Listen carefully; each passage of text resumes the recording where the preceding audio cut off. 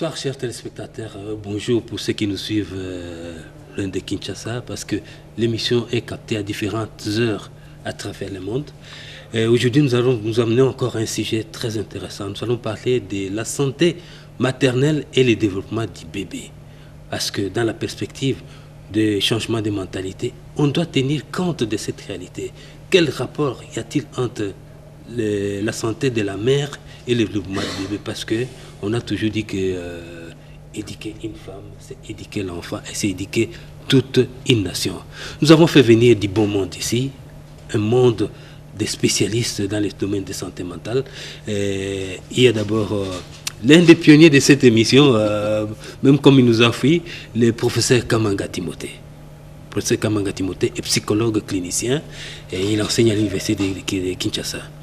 Et puis, il va nous donner un aspect psychologique sur la question. Il y a le gender, la dame. Il n'y a qu'une femme qui peut bien parler pour la femme. C'est le docteur Brigitte Imboula, qui est neuropsychiatre et en préparation. Il se spécialise en neurosciences. Lui, elle va nous amener aussi d'autres connaissances sur la femme. Et l'habitué, l'un des initiateurs de cette émission, le professeur Okitundo. Professeur Okitundo, il est professeur à l'université de Kinshasa et il est neuropsychiatre spécialisé sur la santé mentale de l'enfant. Nous avons aussi le docteur Ali qui a passé beaucoup de temps à se spécialiser sur la santé mentale de l'adolescent. Oui, en situation difficile. En situation difficile. Et il est neuropsychiatre à l'université de Kinshasa, Saint-Petit particulièrement. Professeur Kamanga, on va maintenant dans le vif du sujet. Lorsqu'on dit la santé mentale de la femme et le développement de l'enfant, est-ce que vous pensez que le développement de l'enfant est tributaire de la bonne ou la mauvaise santé mentale de la mère? Exactement.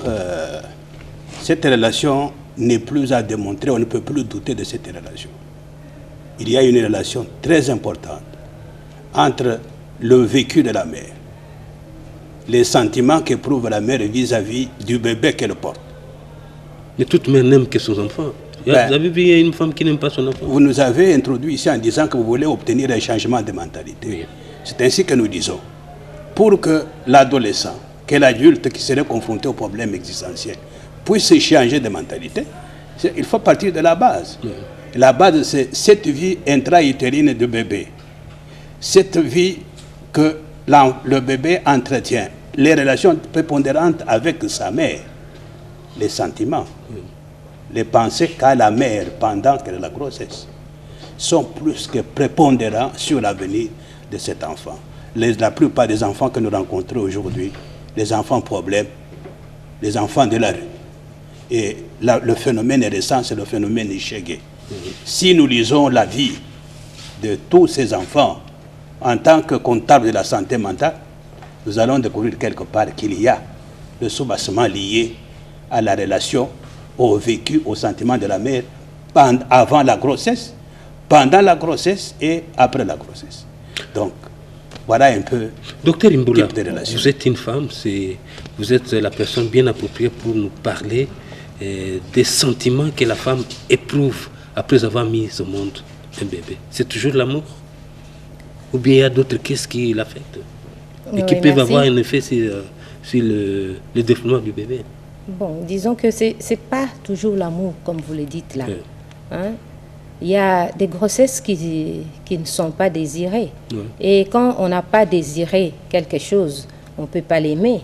Donc, il y a ces fruits-là de la conception qui n'est pas désirée et ça pose problème. Imaginez-vous que vous n'aimez pas quelqu'un et que cette personne vient chez vous. Est-ce que vous serez en mesure de la recevoir? Je ne pense pas. Donc, il n'y a pas seulement des grossesses désirées, il y a des grossesses qui ne sont pas désirées. Il y a des grossesses qui ne sont pas, quand on dit pas désirées, pas planifiées, hein, pas voulues. Est-ce qu'un enfant désiré, on n'éprouve pas les mêmes sentiments face à un enfant non désiré? Mais non. Un enfant qu'on a désiré, on l'a planifié. On lui accorde tout l'amour, l'attention. Mais un enfant qu'on n'a pas désiré, source de problèmes, source de stress, source de colère, source de découragement, source de tous ces sentiments négatifs. Oui, docteur, je voudrais savoir, et tout le monde voudrait comprendre ce qui se passe dans la tête des femmes qui abandonnent leurs enfants. Après avoir mis au monde, soit ils les tuent, soit ils l'abandonnent. Qu'est-ce qui se passe exactement dans la tête de cette femme? C'est parmi les crises qui affectent la femme qui vient de mettre au monde. Oui, parce que la femme qui vient de mettre au monde peut présenter des troubles après l'accouchement. Et nous avons les différents troubles qu'on peut avoir. Nous avons les baby blues, donc c'est tout le monde. C'est seulement un dysfonctionnement qui peut s'arranger. C'est la femme qui vient de découvrir son bébé, le temps de s'adapter, de prendre soin de son bébé. Pendant ces temps-là, vous verrez qu'il y a ces malaises-là. Mais il y a aussi des troubles graves. Il y a des maladies, des troubles psychiques comme la dépression maternelle postnatale, qui est caractérisée par l'incapacité de la femme à s'occuper de son bébé qu'elle a mis au monde. Et en plus de cela, il y a également un trouble qui est plus grave, là, qui nécessite même une hospitalisation, c'est qu'on appelle la psychose puerpérale, donc où la femme a des délires, la femme imagine, voit des choses et peut même nier son enfant. Et il y a un risque accru, cette femme peut tuer cet enfant parce qu'il voit peut-être son enfant comme pas un enfant, il voit comme un chien, comme un autre objet, et il peut agir et peut tuer cet enfant. Donc il y a des pathologies qui surviennent après l'accouchement. Comme vous savez, l'accouchement, c'est un stress, c'est un traumatisme pour la femme. Alors on peut avoir ces troubles-là après l'accouchement. On va revenir à vous après parce que vous avez beaucoup d'informations à nous livrer.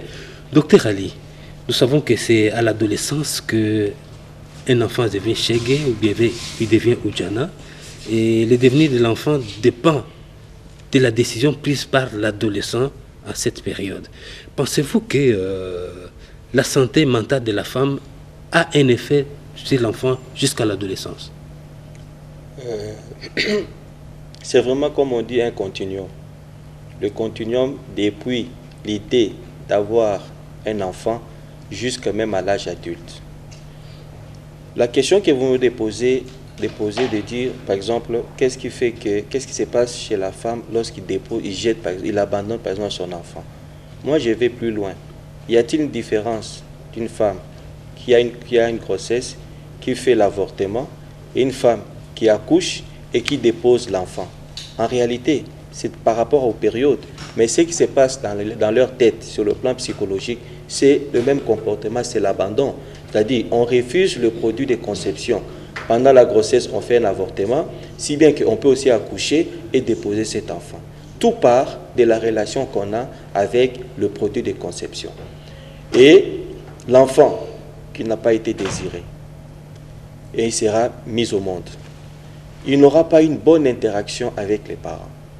Bon, des gens ne savent pas quel est le rôle que le père doit jouer dans le développement de l'enfant, quel est le rôle que la maman doit jouer dans le développement de l'enfant. Est-ce que vous pouvez nous le dire? Et cet enfant va évoluer. Oui.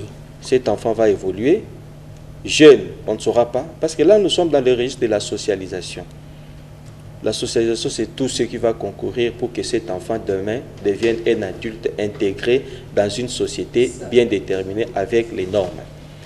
La difficulté maintenant, c'est que lorsqu'on a eu à rater les premières instances de socialisation, qui est la famille, où chacun doit jouer son rôle convenablement par rapport à la dynamique familiale, c'est l'école qui peut nous rappeler cela. Quand on a raté la famille, c'est plutôt l'école qui doit prendre le relais.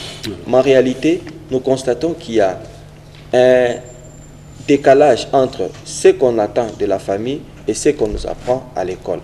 Maintenant, cet enfant qui a déjà des difficultés sur le plan psycho-affectif, sur le plan relationnel, va grandir avec ces difficultés, jusqu'aussi un jour avoir la grossesse. Cette grossesse qui n'est pas désirée chez l'enfant, qui est une grossesse précoce. En ce moment-là, nous avons rencontré beaucoup d'enfants dans la rue, où vous avez l'adolescente qui devient fille-mère, et parfois le père qui est même un autre adolescent, et vous avez encore un enfant. Donc vous avez un trio des enfants qui doivent s'occuper de l'enfant, ce qui n'est pas possible. En ce moment-là, le devenir ne peut pas être bon pour un tel enfant. Professeur Kamanga, on nous a toujours chanté qu'éduquer une femme, c'est éduquer toute une nation. Psychologiquement, qu'est-ce que cela signifie? Est-ce que l'enfant a plus besoin d'un père que de la mère? C'est une question très délicate, tonton Rama. Parce qu'on n'a pas mentionné les papas là. Mais ce qui est vrai est que même une femme, j'aurais préféré commencer à revenir un peu à une question que vous avez posée au docteur Imboula. Une femme qui a conçu, qui a porté un enfant qu'elle n'a pas désiré, quel serait son comportement vis-à-vis de cet enfant? L'enfant peut pleurer, l'enfant peut crier toute la nuit, l'enfant peut mouiller sa couche. Cette maman ne s'en occuperait pas. Ça, voilà le comportement qui nous conduit à une typologie des mères qu'on rencontre qui nous produisent tous les enfants phénomènes que nous avons. Quel est le type de mère qui réagit rapidement aux pleurs de son bébé? Le bébé a mouillé la couche. Comment réagit cette mère vis-à-vis de ce bébé qui pleure pour lui dire « j'ai mouillé la couche, veuillez changer la couche ». Vous voyez un peu. Et qu'est-ce qui peut amener une femme à désirer l'enfant? Ben, une femme, c'est ça le vouloir de la personne. Quand vous voulez manger du pain, vous allez chercher du pain. Mais on ne viendra pas vous donner du pain si vous n'en avez pas besoin. On ne mange que quand on a faim. Alors, quand on a envie d'avoir un bébé, nous l'avons dit ici, c'est est-ce que vous voulez maintenant, présentement, la question que je pose souvent quand nous recevons le couple en instance de séparation, de toute votre période de vie de marié avec votre femme, avec votre époux, pourquoi vous n'avez choisi que ce moment pour vous séparer? Si vous posez cette question, vous aurez des multiples de réponses. Mais en réalité, une mère qui a un bébé, la part du père est présente. Le père, c'est le soutien, c'est le support matériel. La mère doit être en bonne santé, elle doit bien manger, elle doit vivre dans un environnement positif qui répond à l'épanouissement de l'enfant. Mais le support là, le support matériel, ne peut provenir que du père. Nous avons fait une petite enquête pour établir une relation entre les femmes intellectuelles et travailleuses et le comportement maternel. Actuellement, nous sommes dans une société de production. Dans une famille où il n'y a que le papa qui produit, où il n'y a que la maman qui produit, il y a des problèmes. Maintenant, les deux sont appelés à produire. Madame doit quitter le service, si elle est secrétaire dans un ministère, dans un département, elle est contrainte de quitter la famille, d'abandonner le bébé, et elle abandonne le bébé entre les mains d'une bonne qui n'est pas la mère, qui n'aura pas le même comportement que la mère biologique. Elle peut changer même de bonne chaque fois par an. Vous pouvez changer comme elle change de mouchoir de tête. Mais nous avons constaté que cette exigence, cette contrainte d'être absente, séparée du bébé, produisait beaucoup d'effets sur les enfants phénomènes que nous rencontrons dans la société. Voilà un peu le produit que nous donnons à la société. Est-ce que nous sommes conscients de ce produit-là que nous donnons à la société? Professeur Kitundu, je vais revenir à vous. Est-ce que le fait de confier son enfant à une bonne, mais l'amener là où on élève des petits-enfants, c'est signe d'amour? Est-ce que ça n'a pas de conséquences? Je connais d'autres mamans qui voient leurs enfants peut-être la nuit seulement. Est-ce que ça peut avoir un effet sur le développement de l'enfant? Oui, je vais répondre à cette question qui est une question pertinente en considérant ce qu'on doit, la personne de mère par rapport à ses fonctions de mère. Une mère doit d'abord être disponible pour son bébé. Le fait de ne pas être disponible pour le bébé pose déjà des problèmes au bébé. Et le bébé a besoin au départ d'une figure maternelle stable. Et si cette figure maternelle change, ça pose problème au bébé, ça peut créer la confusion dans son mental. Va-t-il devenir l'enfant de la bonne ou l'enfant de la mère? Et c'est comme ça donc que c'est pas normal qu'un bébé puisse aimer la bonne plus que sa mère. Non, ce n'est pas normal. C'est pas normal. Ce n'est pas normal. On n'a qu'une seule mère, on n'a pas deux mères. Même si c'est... Voilà. Donc ça pose problème, ça crée de la confusion dans le développement mental du bébé. Ok. Alors la mère doit être disponible, elle doit être sensible. Sensible, c'est-à-dire elle sait répondre rapidement aux signaux émotionnels du bébé, quand le bébé pleure, quand le bébé regarde sa mère, quand le bébé joue, la mère doit être attentive, elle doit être sensible, et puis elle doit répondre correctement et rapidement, adéquatement, partager les mêmes objectifs que le bébé. Ça s'appelle sensibilité maternelle. Et cette sensibilité maternelle est perturbée, elle est dérangée quand la mère a une dépression maternelle, quand la mère est tiraillée, stressée par l'emploi, quand elle est stressée dans la relation avec le père de l'enfant. Donc, tous ces éléments-là, de conditions de vie sociales, conditions de vie relationnelles, affectent la sensibilité maternelle et perturbent le développement du bébé. On n'a pas précisé les éléments qui doivent caractériser la santé mentale de la mère. Non, on va revenir à vous. Je voudrais vous poser une question. Parce que vous avez parlé de certaines dépressions qui affectent la femme après avoir mis au monde l'enfant. Pour nous les hommes, si on veut les enfants meilleurs, dans quelles conditions on doit mettre la mère pour qu'elle puisse garder une bonne santé mentale qu'elle va transférer à l'enfant? Qu'est-ce que la femme a besoin pour garder une bonne santé mentale et transférer sur l'enfant?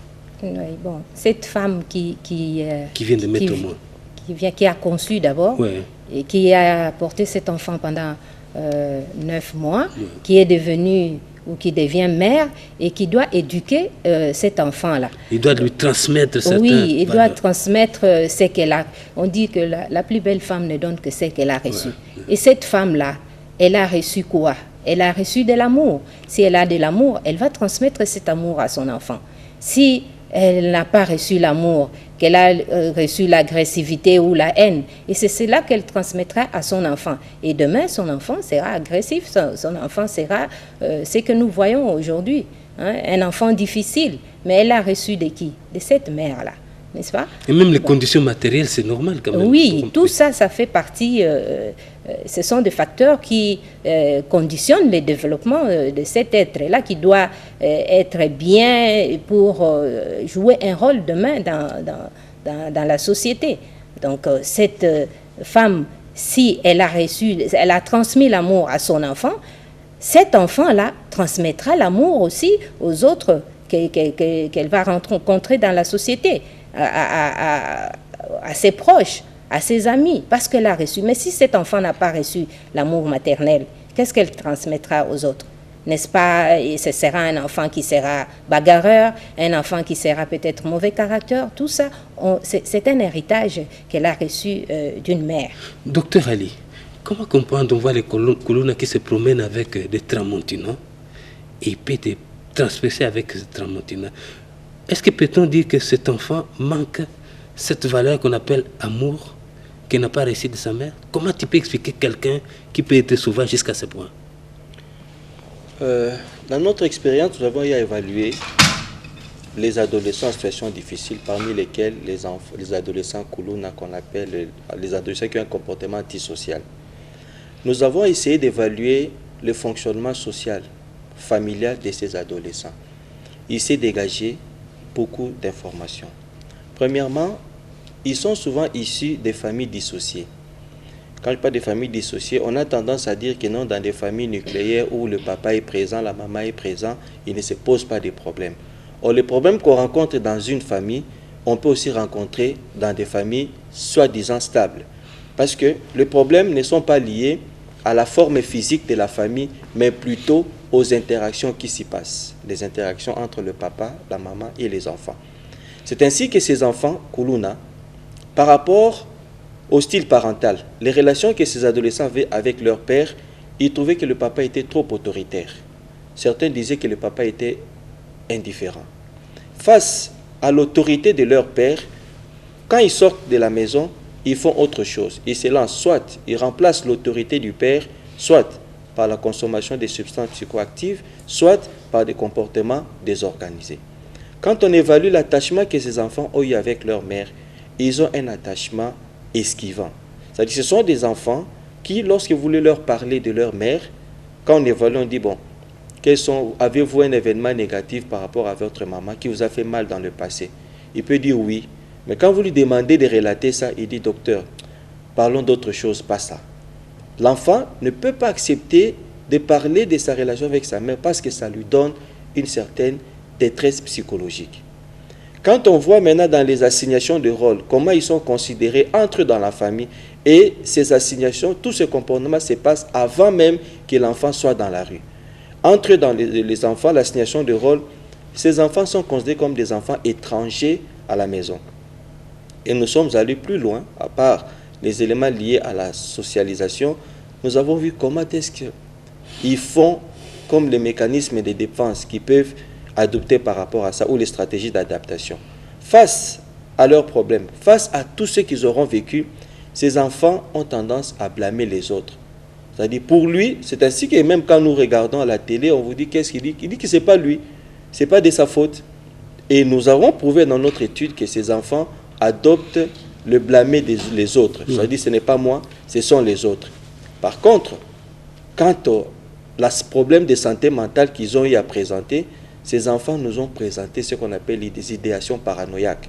C'est-à-dire, c'est comme s'il se prend pour un grand, il ne se reproche de rien, il croit que ce qu'il fait, c'est comme ça qu'il devrait faire. Et là, beaucoup d'informations, beaucoup d'interventions vis-à-vis de ces enfants ne peuvent pas réussir simplement parce qu'on donne une mauvaise définition à ce problème. Quand on réduit ce problème soit au manque d'argent ou au divorce de parents, sans oublier ce que l'enfant ferait de ce qu'il aura vécu, nous allons vers la dérive. D'autant plus que dans une même famille où vous avez beaucoup d'enfants qui auront subi les mêmes comportements ou les mêmes conséquences, mais le comportement de l'un peut être différent par rapport à l'autre.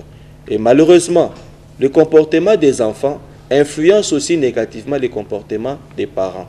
On peut être parent, quand vous demandez à deux enfants comment ils trouvent leur père, chacun va décrire son père de sa manière. Voilà, on va revenir à vous. Prof, tout le monde sait que la RDC vient de passer un moment très difficile, où la plupart des familles sont nourries par la maman qui doit se lever le matin pour aller chercher du pain. Le père lui-même a perdu l'autorité sur sa famille. Et ça n'a pas la conséquence sur la santé mentale de l'enfant et le développement, et la santé mentale de la femme et le développement de l'enfant. En fait, tous les intervenants, tous ces spécialistes de la santé mentale l'ont prouvé.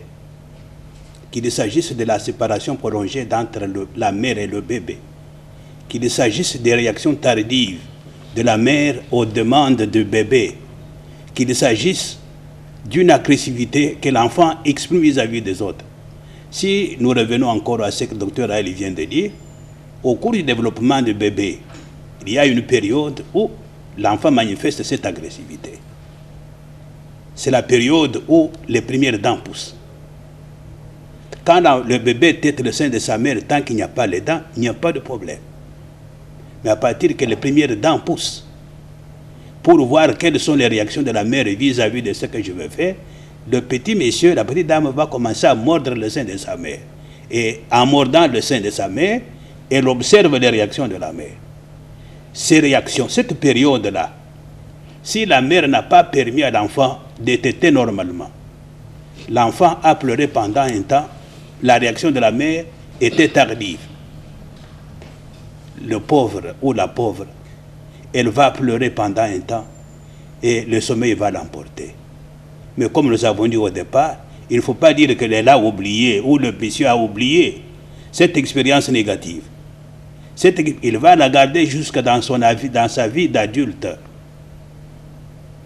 Ce qui fait que chez les colons, quand on trouve une certaine agressivité avec les Tramotina, moi j'ai eu à faire une petite enquête à partir de ceux qui étaient en prison pour connaître comment ils ont traversé cette période. la plupart des colons ont traversé difficilement cette période. Ils n'ont pas été satisfaits convenablement par leur mère. Et conséquence, il s'est dit, maintenant là que je suis incapable, je ne peux pas réagir autrement, je garde ça. Mais quand je serai grand, je vais faire réapparaître cette réaction tardive que je n'ai pas pu résoudre. C'est ce qu'on trouve également chez les adultes. C'est lui qui boit beaucoup. Mon père boit du 1er janvier au 31 décembre, professeur. Il ne faut pas me défendre de boire. Votre père boit du 1er janvier au 30. Mon père boit comme un tonneau, professeur. Mais pourquoi vous voulez me défendre, moi, de boire? Il fume comme... Et il fume vraiment comme une locomotive. Si vous lisez la vie de tous ces enfants, vous allez trouver que quelque part, l'impact du comportement de la mère ou du père, ils sont pour quelque chose. La mère ne donne que ce qu'elle a reçu. J'ai fait comme ma mère le faisait. Ça, on essaie de l'entendre dans certaines familles, dans certains foyers. Ah, Thérèse, ce plat-là, tu as préparé comme ma mère le faisait. Et quand Thérèse regarde son mari qui a porté une jolie chemise qu'elle a repassée, oh Rama, quand je t'ai vu porter cette chemise-là, j'ai vécu, j'ai revu mon défunt père. Voilà un peu le genre de vie que nous menons. Oui, professeur Kitundu, on voit beaucoup d'Africains qui se précipitent en Occident parce qu'en Occident, on donne l'allocation familiale à tout enfant, même ceux qui n'ont pas de papier. Et les Africains vont faire beaucoup d'enfants pour en amasser beaucoup. Est-ce que pensez-vous que les Blancs sont naïfs pour faire des choses comme ça? L'allocation familiale joue un rôle important pour l'éducation de l'enfant. Oui, mais la satisfaction des besoins fondamentaux de la personne humaine, c'est la base du développement.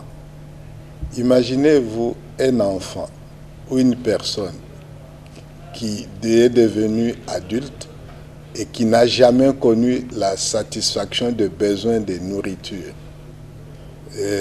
Dormir dans donc il ne mange jamais à sa faim. Il n'a jamais mangé à sa faim. Mais quand il va devenir responsable politique, vous savez ce qu'il va faire?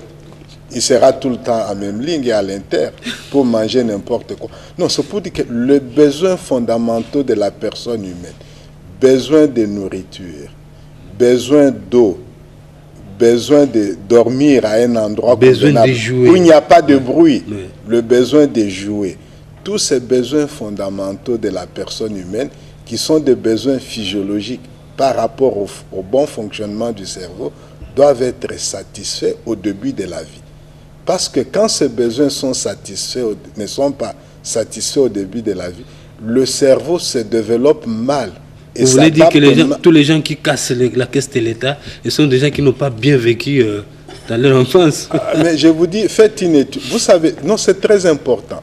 Le développement social, le développement affectif, le développement de l'intelligence de la personne humaine, ça se construit dans les 3 premières années, disons, pendant les 1000 premiers jours de la vie, c'est-à-dire de la conception jusqu'à 2 ans.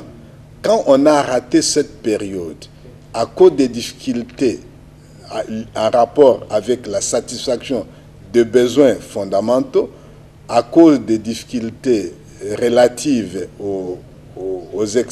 à la relation avec la mère ou la relation avec le père, quand on a connu un environnement familial à problème, où on n'est pas stimulé de façon convenable sur le plan émotionnel, mais on aura un format mental déjà limité, et ce format-là est difficile à changer à l'âge adulte, quand même on aura besoin de changer. C'est pour dire que la satisfaction des besoins fondamentaux de la personne humaine, c'est quelque chose pour laquelle un État ne doit pas tergiverser. On doit assurer convenablement le besoin de la famille et pour l'enfant dans les 3 premières années de la vie, de la conception jusqu'à 2 ans, de la conception jusqu'à 3 ans. Donc les allocations familiales doivent être de mise. Est-ce que vous êtes satisfait avec la Caisse nationale sur la sécurité sociale? Oui, ça m'a beaucoup intéressé et les agents de cette caisse sont arrivés là où je travaille. J'ai beaucoup échangé avec eux et j'ai apprécié que cette caisse devienne une institution capable d'assurer les allocations familiales, les frais relatifs à la maternité. Et le Parlement doit être sensibilisé quand même. Oui, mais je me demande si cette caisse-là aura tous les moyens, parce que la caisse va fonctionner sur base des ressources que les affiliés à la caisse vont générer. Mais pour les gens qui ne travaillent pas, comment ça va se passer? Professeur, d'abord tous les hommages au chef de l'État qui a conçu, le chef de l'État Félix Antoine Tshisekedi Tshilombo, qui a promulgué une loi créant une coordination nationale de changement des mentalités. C'est une structure qui jusque-là n'a pas de substance et c'est vous les spécialistes qui devez donner des contenus à cette structure très vitale pour la RDC. Docteur Mboula, pensez-vous que pour parler du changement de mentalité, on doit veiller aussi à la santé mentale de la femme? Parce que c'est elle qui peut instiller les changements de mentalité, la mentalité qui fera des grands hommes dans ce pays dans 20 ans, 18 ans. Bien sûr que oui. Tout à l'heure, nous avons dit qu'éduquer une nation, éduquer une femme, c'est éduquer une nation. Ouais. Donc il faut commencer par cette femme-là. C'est cette femme-là qui donne la vie. Quelles recommandations vous donnez à ces structures? Ils doivent tenir compte de... Réfléchir un peu sur la santé mentale. Oui, de la femme. Oui. Parce que c'est la femme qui conçoit. C'est la femme qui donne la vie. Hein? C'est la femme qui donne, qui met au monde cet être, que ce soit les garçons, que ce soit la fille, qui doivent demain devenir... C'est elle qui donne de grandes valeurs à mais oui, et c'est elle qui transmet. C'est elle qui transmet l'amour. C'est elle qui transmet tout ce qu'elle a comme capacité, comme aptitude pour pouvoir aider cet enfant à développer. Donc, on ne doit pas ignorer la santé mentale de la femme. Donc, c'est quelque chose qu'il faut tenir. Docteur Ali, vous avez quelque chose à ajouter par rapport à cette question? Par exemple, un enfant qui a vu un papa gigolo, qui n'a pas le pouvoir au foyer, lorsqu'il va grandir, il va se comporter exactement comme son papa. C'est aussi facile que ça. Mais ce qui est plus important face à ce développement, c'est la valeur qu'on donne à la femme dans la société, premièrement. Et puis, deuxièmement, c'est l'accompagnement de cette femme. Là, on se pose la question de savoir si réellement la femme aussi existe. On lui donne de la valeur. Vous allez voir que même sur le plan de droit... Quel accompagnement? Qui doit l'accompagner? Je vous donne un exemple pratique par rapport aux femmes. Et là, j'interroge notre propre culture. Parce que beaucoup de choses, quand nous parlons, nous avons l'impression que ce sont les Blancs qui nous ont apporté ça. Ouais. La conception même de la grossesse. Dans notre culture, la grossesse... À Lingala, quand quelqu'un est gros, on dit Mokumba. Donc la grossesse, c'est une charge. C'est déjà une mauvaise conception dès le départ. Vous savez ce que veut dire une charge. Et si bien que tout autour de la grossesse, tout ce qui se passe, si ce n'est pas une charge, on vous dit Azali Kolo. Donc il faut la laisser. Et quand vous dites une femme, c'est une grossesse, c'est un Mokumba, c'est une charge, mais vous voyez même la façon dont nos femmes, quand elles sont grosses, comment elles marchent. Vous sentez vraiment que c'est une charge. Mais lorsque vous comparez les femmes chez nous, qui sont grosses, comment elles marchent, et vous comparez aux femmes, par exemple, en Europe, c'est tout à fait différent. Or, nous, il y avait déjà un mécanisme d'accompagnement des femmes, même chez les adolescentes qui ont des Une femme grosse, elle était entourée par la famille. Elle est entourée, c'est ce qu'on appelait le walé. Ouais. La première des choses, la femme qui est déjà grosse, même si vous n'allez pas... Vous approuvez ça quand même? C'est très important, pas sur des aspects culturels que nous oublions, mais au moindre coût, moi aujourd'hui, il y a de ces femmes que je gère sans médicaments, tout en organisant seulement le Walé. Vous savez, le Walé avait une valeur culturelle sur tout le plan de la femme. Et ça a un impact sur le bébé? Sur le bébé et sur le papa et sur l'avenir même du foyer. Une femme qui accouche, il y avait toujours un accompagnateur qui est là. Et le Walé permettait aussi de faire la naissance désirable. Une femme qui est là pendant le Walé, elle est séparée de son mari, elle a une alimentation qui lui permet d'avoir beaucoup de lait et de se reposer suffisamment. Et dans certaines cultures, il y avait des choses qu'on mettait sur la peau de la femme dès qu'elle sortait et qu'elle était en contact avec le mari, dès qu'on voyait que le mari a un peu de l'huile, on se disait que non, vous n'avez pas respecté. Et ça faisait 2 ans pour pouvoir respecter le Wale. Donc nous avons nos propres valeurs culturelles sur lesquelles nous pouvons nous baser, même pour adapter ce dont on parle aujourd'hui des changements de comportement. Professeur, il nous reste seulement 5 minutes que vous allez vous partager. Lorsque vous voyez notre jeunesse, nos enfants, est-ce que vous êtes conscient pour l'avenir et lorsque le chef de l'État parle du changement de mentalité? En fait, oui, vous êtes inquiet.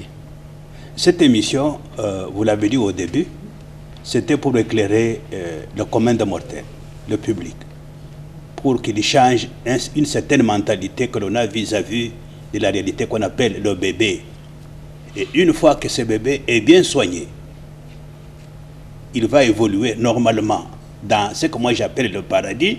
Et quand il va venir au monde, on va l'entourer de tous les soins biologiques, sociaux et environnementaux, et qui vont faire qu'il soit un homme utile pour demain. Mais si nous vivons dans des conditions, que soit les conditions matérielles ne permettent pas à la femme de se sentir femme, de se comporter comme femme et d'accepter d'être mère, mais de devenir mère malgré elle, il y a peut-être des éléments. Nous avons eu à recevoir une fille qui venait accoucher. L'auteur de la grossesse, c'était un Kuluna, et la fille elle-même, c'était un Kuluna, et ils vivaient en dehors de famille, donc dans des maisons de fortune en ville. Vous pouvez vous imaginer. Le père est Kuluna, la mère est Kuluna, ou le père est l'enfant de la rue, la mère enfant de la rue. Ils vont mettre au monde leur enfant dans la rue, ils vont l'encadrer, ils vont le faire croître dans cet environnement de la rue. C'est que ça sera après autant de générations. Voilà. Ça me permet de poser la même question à... Il faudrait que les mères qui comportent d'abord ces bébés changent d'abord leur mentalité. Ça me permet de poser la question à Dr Imboula. On voit les femmes qui vont dans les églises pour prier que leurs enfants... Monananga azala mutu mukilate. Est-ce que c'est une affaire de prière ou bien c'est une affaire qui se prépare? On veut de bons enfants, des enfants excellents. Il faut veiller à la bonne santé de la femme. Oui, c'est quelque chose qui se prépare, comme on a dit. Ce n'est pas une affaire de prière. Non, moi je ne pense pas que c'est une affaire de prière parce qu'on peut bien... Parce qu'on a commencé à prier, ça fait longtemps, et nous n'avons pas encore des résultats palpables. Donc, on peut travailler avec d'autres paramètres. Il y a cette femme-là, moi je pense que cette femme-là, il faut travailler avec la femme qui conçoit. Il faut travailler avec cette femme-là, et comme ça, cette femme, parce que quand la femme est en bonne santé mentale, eh bien, elle donnera des enfants qui auront une bonne santé mentale, et ces enfants vont, leur développement sera un développement tout à fait optimum, un développement qui est bien. Donc c'est cette femme-là, il faut travailler avec cette femme, parce que c'est elle qui donne naissance, c'est elle qui donne la vie. Hein. Il faut accompagner cette femme-là pour qu'elle ait une bonne santé mentale, pour donner des enfants qui auront une bonne santé mentale pour contribuer au développement du pays. Professeur Okitundu, lorsqu'on veut épouser une femme pour la création, ne regardez pas seulement la face, mais il faut regarder la santé mentale, parce que ça permet à cette femme de vous donner des meilleurs enfants. Oui. Qu'est-ce que vous en pensez? Mais ça on l'a déjà dit, la mère doit être en bonne santé mentale.